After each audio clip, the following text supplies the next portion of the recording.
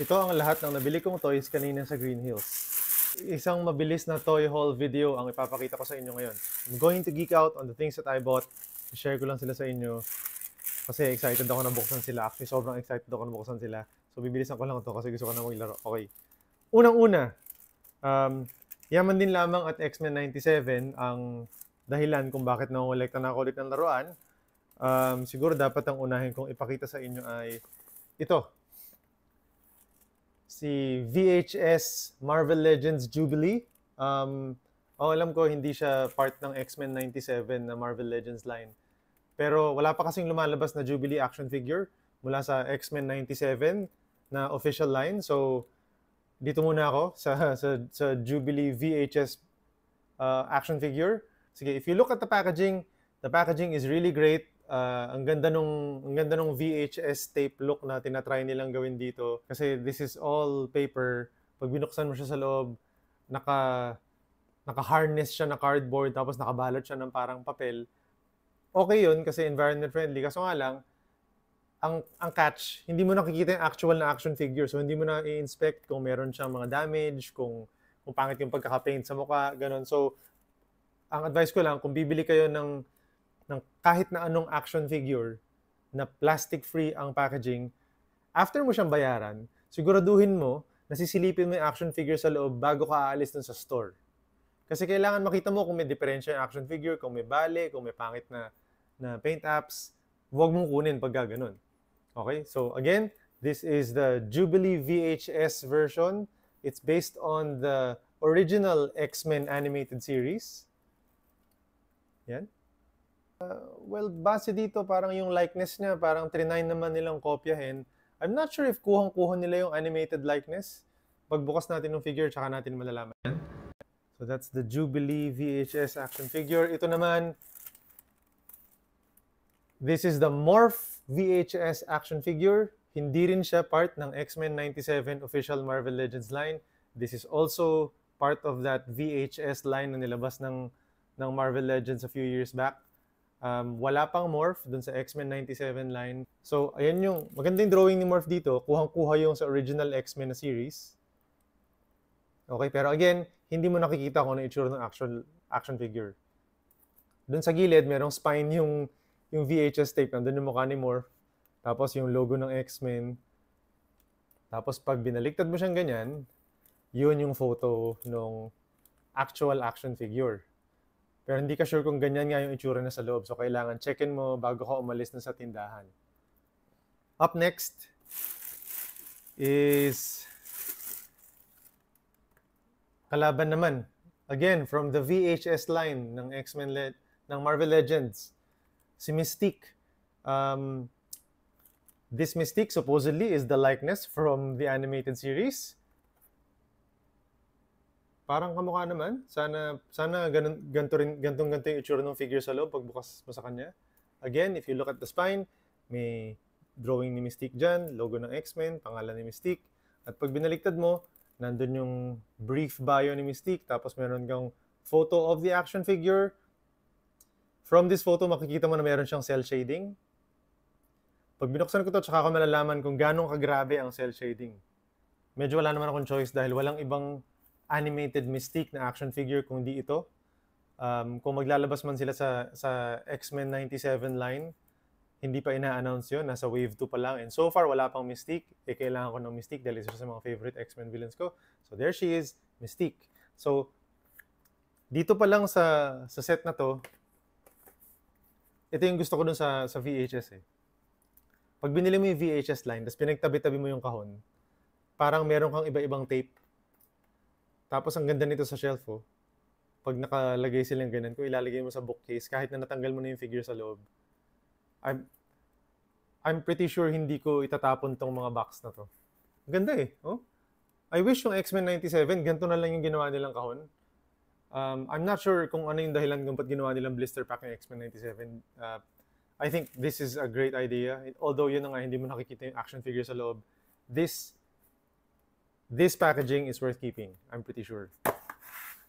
Okay, so yun yung X-Men VHS versions na nabili ko. There are other X-Men action figure lines na nilabas ng Marvel Legends. Okay. Ito naman, hindi ito part nung Marvel Legends VHS line. Ito yung tinatawag nilang retro-carded release ng X-Men action figures. Retro-carded kasi, nakalagay siya sa blister pack, tapos yung card, usisain muna natin yung packaging, isang mabilis. Okay, so super nostalgic, ganito yung itsura ng mga packaging noon. This is not as cool as the VHS packaging, pero it is cool nonetheless, and I think I'm going to keep the packaging as well. Baka butasan ko lang dito para makalabas si Beast, pero baka tago ko yung kahon para pwede ko siyang ilagay ulit dyan. Because I think, pag dinisplay mo siya, ang ganda oh. Okay, so let's look at Beast inside the packaging. If you notice, Beast na face na yan yung Jim Lee version ni Beast na pinasikat niya nung early 1990s. Medyo pogi, but still with an oversized, overly muscular body. Yung lab coat na yan, hindi ko alam kung nakikita nyo doon sa screen, pag tinapat kong ganyan, gawa siya talaga sa tela. Okay, so malambot siya, tapos pwede siyang hubarin ni Beast. Pwede mo siyang paglaruan ng walang lab coat, o pwede mo siyang paglaruan ng may lab coat. Meron siyang alternate head na galit. You don't usually see him na galit, but this is the expression na ginagawa ni Jim Lee usually pag nakikipaglaban si Beast. Mapapansin mo rin na hindi ko alam kung kita, pero meron siyang eyeglasses dito, ayan. Hindi ko lang alam kung masusuot na talaga yan. Drawing dun sa card, naka-eyeglasses din siya. Meron siyang kasamang eyeglasses dun sa box. Tapos may dalawang beaker. Yung dalawang beaker na yun, hopefully kayang hawakan ni Beast. And may dalawang sets of hands nakasama along with the actual hands na suot-suot niya. Okay, pag binaliktad mo, there is a photo of the action figure. Ayon sa photo, kaya nang hawakan yung mga beaker niya. And there's the short profile. That's the retro-carded Beast na nakuha ko din. Medyo mas mahal siya ng konti dun sa VHS version nung X-Men kasi mahirap hanapin tong Beast na to eh. Kung hindi ako nagkakamali, nag-iisa lang tong Beast na to na nakita ko sa buong Green Hills. And even if naghahanap ako online, bihira ako makahanap ng makatarungang presyo para sa action figure na to. Kasi ang ganda na dahil meron siyang lab coat eh. Isa pang retro-carded X-Men action figure na nakuha ko, si Spiral. Okay, si Spiral ay isang villain, kalaban siya ng X-Men. Siya ang enforcer, alila ni Mojo, yung hari ng Mojoverse. Sobrang badass ng itsura ni Spiral. 6 ang kamay niya. Tapos I'm surprised na ang ganda ng pagkaka-proportion nung mga kamay at braso niya compared to her body. Parang tama yung pagkakasukat eh. I'm not sure how the joints will look. I'm curious na makita kung paano kinabit yung mga braso na yan dun sa likod niya. She comes with a lot of weapons. Meron siyang 5 spada at 1 axe. Ang dami nun. 2 extrang kamay. Aside from yung dami ng 6 na yung kamay niya, tapos may 2 pa siyang extra. This looks really, really good. I think this figure is one of the best figures na lumabas nung panahon na yun. Review lang natin. Meron tayong Jubilee na VHS version. Okay? Meron tayong Morph na animated VHS version. Meron tayong Mystique na animated VHS version. Meron tayong Beast na retro card version. Still looks like part of the animated series but without the cell shading. Feeling ko pwede sila magkakasama. And you have Spiral na retro card version din. Hindi pa tapos ang X-Men goodness kasi meron pang isang major X-Men character na nabili ko rin. Ito mahirap hanapin tong figure na to lalo na dito sa Pilipinas. Nakahanap ako ng Professor X. Hindi ako sure kung saang line galing to. Baka kasabay na yung retro-carded X-Men line. So, Professor X comes in a very big box. Ang laki-laki ng kahon niya. Parang kasyang 3 figures dito. And yung presyo niya, Mas mahal din siya kaysa dun sa single figures. Bakit? Kasi kung titingnan nyo maigi, ayan si Professor X, tapos ito yung kanyang hover chair na hinati nila into two. I guess you assemble it pagka nilabas mo na siya sa box. But it's just Professor X. So medyo mahal siya kasi for this price, pwede ka na makakuha ng magandang 2-pack or 3-pack. Pero dito, nag-iisa lang si Professor X. Okay, wala siyang ibang kasama. Ang kasama lang niya yung hover chair niya, may extrang ulo dito, ulo ni Shadow King yan, yung kalaban na psychic din. Tapos meron ding accessory na yung cerebro helmet na sinusuot ni Professor X. At saka parang may telepathy power effect na nakapalibot dun sa cerebro helmet na yan. Parang you'll see na may parang puting hangin effect dyan. Yan yung exhaust siguro ng hover chair niya para it will also serve as the stand of the hover chair. So, it's really a big box. Ito yung harap. Pag tinagilid mo, merong magandang artwork ni Professor X dyan. And pag tinignan mo yung likod, makikita mo yung photo ng action figure posed.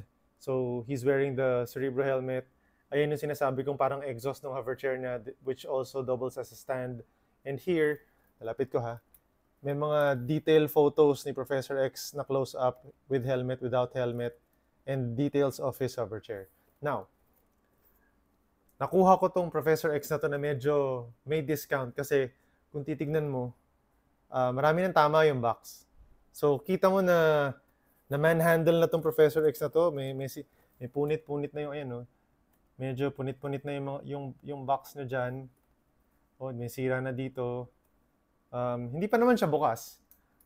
Pero kung titignan mo din yung plastic meron ng mga gas. Yung tipong nahulog na siguro ng ilang beses sa bodega to, kaya ang dami ng tama ng plastic ng box. Although I do like the box, feeling ko hindi ko na itatago yung box nito dahil sa it's not in good condition. Okay, so may Professor X tayo. Hindi pa tapos. Nakahanap din ako ng VHS set 2-pack ni Dr. Octopus paired with Aunt May.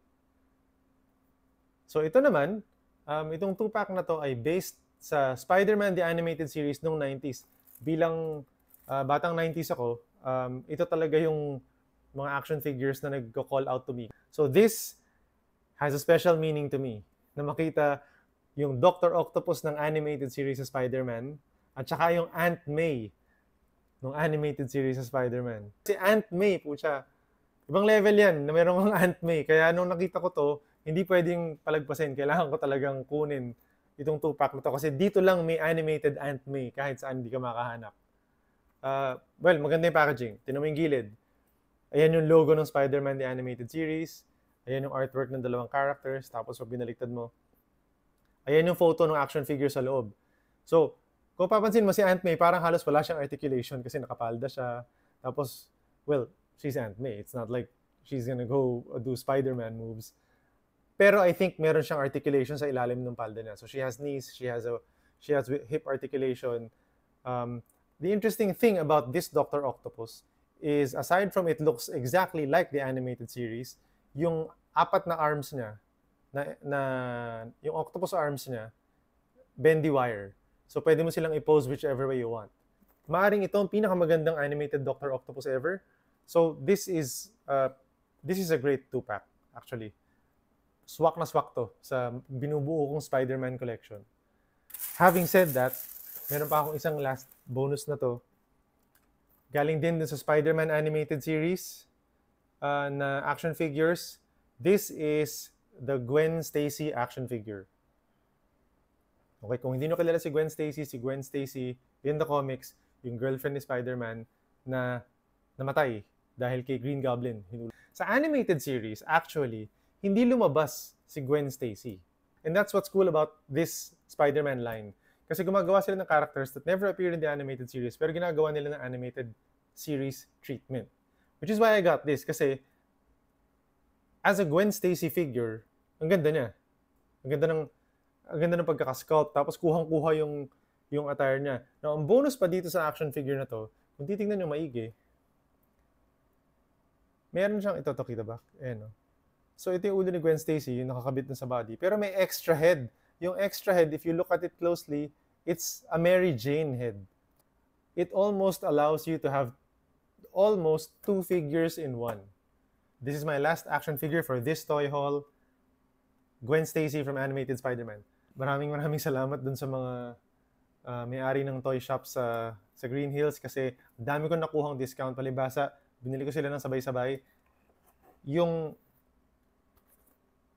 presyo ng X-Men VHS, dahil ang dami kong binili from that store, parang ang presyo nila after the discounted price, parang I got all of them ng parang 1,500 each. That's a steal kasi like ang hirap humanap ng Mystique na animated action figure na nasa ganung price range. And usually, yung mga Morph, yung mga Jubilee, nasa mga 1,800, minsan nagiging 2,000 pa tong mga to. So, laki talaga ng tipid ko dahil medyo madami akong binili sa kanila. So, thank you. Shout out sa mga nagtitinda sa Green Hills. Okay, time for me to unbox these. See you soon. Bye.